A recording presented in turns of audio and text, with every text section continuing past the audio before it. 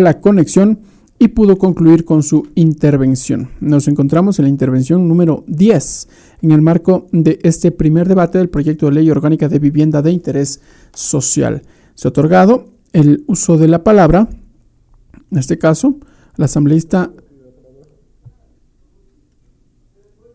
a la legisladora Solanda Plúas. Vamos a esperar a que se pueda habilitar su micrófono y pueda ser partícipe de este primer debate del proyecto de ley orgánica de vivienda de interés social. Han intervenido, decíamos, hasta el momento 10 legisladores. El asambleísta Javier Santos, decíamos, recobró su conexión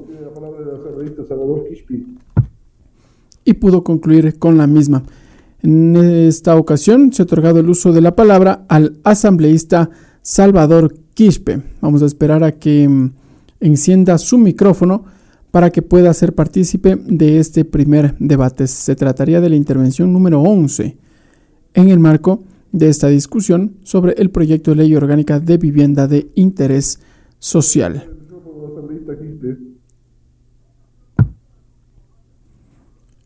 Vamos a ser partícipes en el uso de la palabra el asambleísta nacional Salvador Quispe. Qué gusto saludarlos. Saludos, colegas asambleístas. Muchas gracias por concederme el uso de la palabra. Saludos también a nuestros conciudadanos ecuatorianos que nos siguen a través de esta pantalla de la Asamblea Nacional. Esto es un tema sumamente urgente.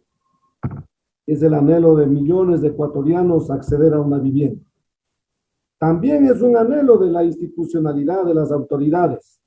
Creo que todos estamos soñando para aportar para este propósito, pero evidentemente no hemos avanzado mucho en estos últimos tiempos. Y una de las cosas que nos falta, y eso deberíamos precisar en este proyecto de ley, la necesidad de la coordinación.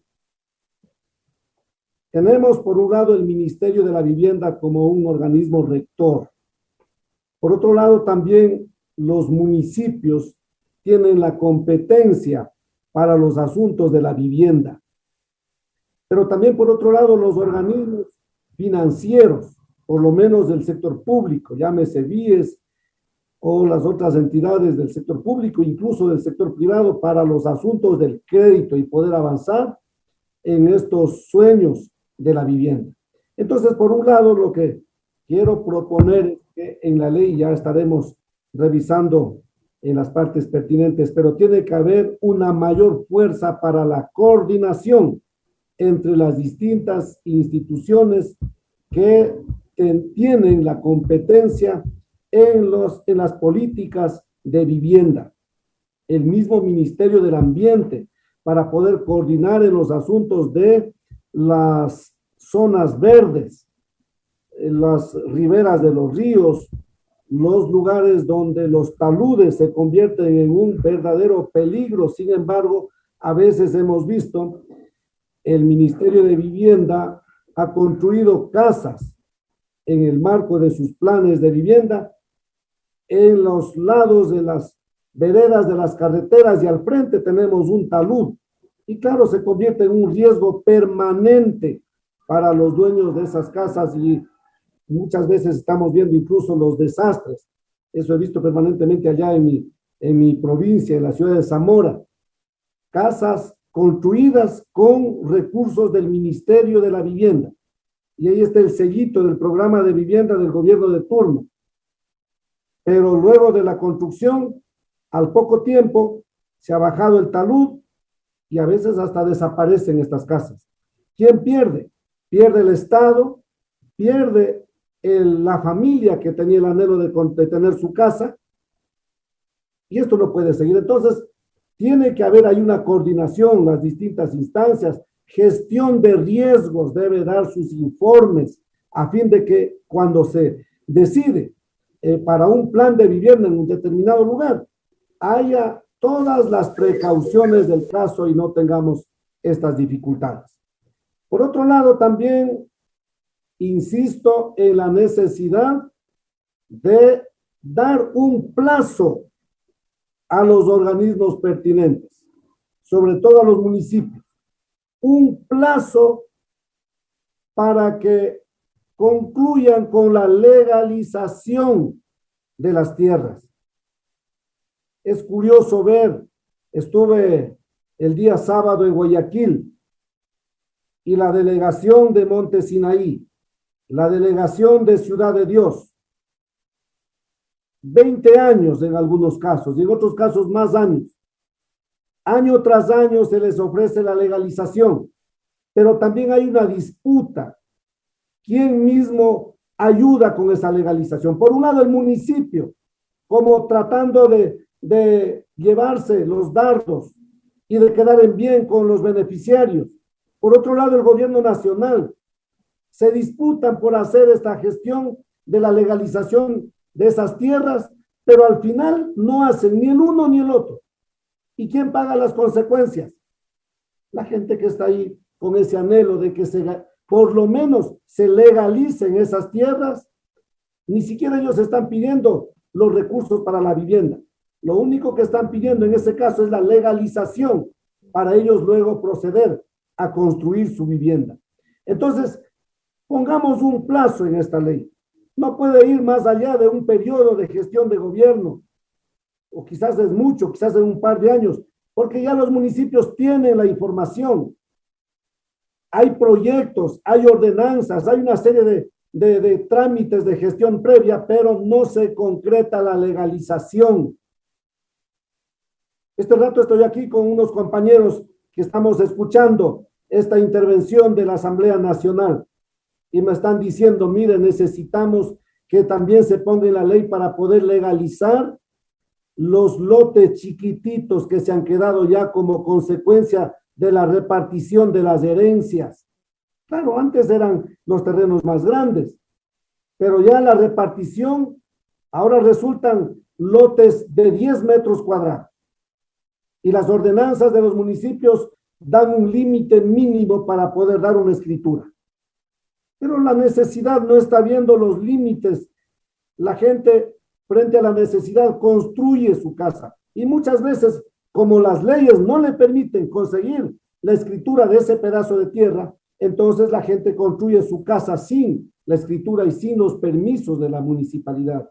Y al final terminan pagando las multas por haber construido sin los permisos correspondientes y resulta mucho más caro.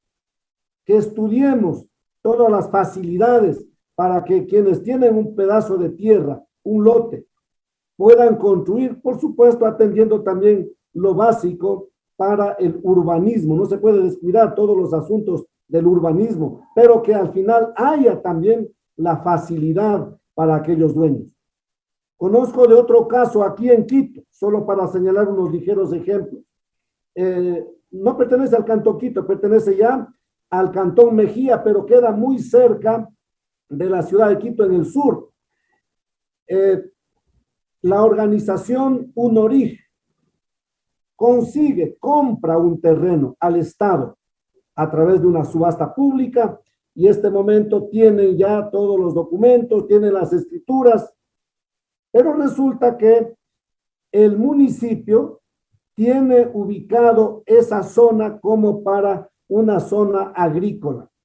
Pero la gente compra con ese anhelo de tener una casa. Estamos hablando de 7,000 socios de esta organización UNORIG y tienen que estar, ya por un lado han avanzado haciendo las lotizaciones, tienen avanzada la urbanización, los ingresos, las calles y todo esto, pero no tienen el visto bueno de la municipalidad. Ahí hay dificultades. La ley debe decir, debe ordenar que las autoridades pertinentes ayuden a resolver estos problemas y no nos convirtamos en obstáculos para estos anhelos. La vivienda es una de las prioridades que necesitamos los ecuatorianos. La institucionalidad debe dar las facilidades para conseguir. Por eso también yo quiero proponer que posteriormente hagamos los alcances a la misma ley orgánica de la Contraloría General del Estado. ¿Qué pasa cuando estamos viendo la necesidad Ahí está Monte Tiene Sinaí. un minuto, señor asambleísta. Gracias, presidente. Ahí está Monte Sinaí. 20 años. Sin embargo, el municipio poco o nada ha hecho. ¿Qué dicen las leyes para sancionar ese tipo de indiferencias de la autoridad frente a esa realidad? Poco o nada. La Contraloría solo sanciona cuando la autoridad haya invertido y entonces revisan los procesos precontractuales, el contrato, la inversión, si es que hay un sobreprecio, si es que se falta a los procesos de la contratación, entonces se viene la sanción. Pero la ley no dice nada si es que no se hace, pese a que está ahí, a la vista de todos, esa necesidad. Debe haber una sanción para las autoridades que saben que esas son las necesidades básicas de su pueblo. Sin embargo, se hacen de la vista gorda, pasan 20 años y no pasa nada. Pasarán otros 20 años y seguirá Monte Sinaí como sigue hoy. Entonces necesitamos también que se ajuste las leyes, en este caso de la Contraloría, para la sanción pertinente a las autoridades que o por acción o por omisión o por descuido, por lo que sea, no hacen nada y esa gente sigue pagando las consecuencias. Estaremos haciendo llegar ya por escrito, precisando estas propuestas, presidente. Muchas gracias. Gracias, Allí la asambleísta. Tiene la intervención. palabra el asambleísta.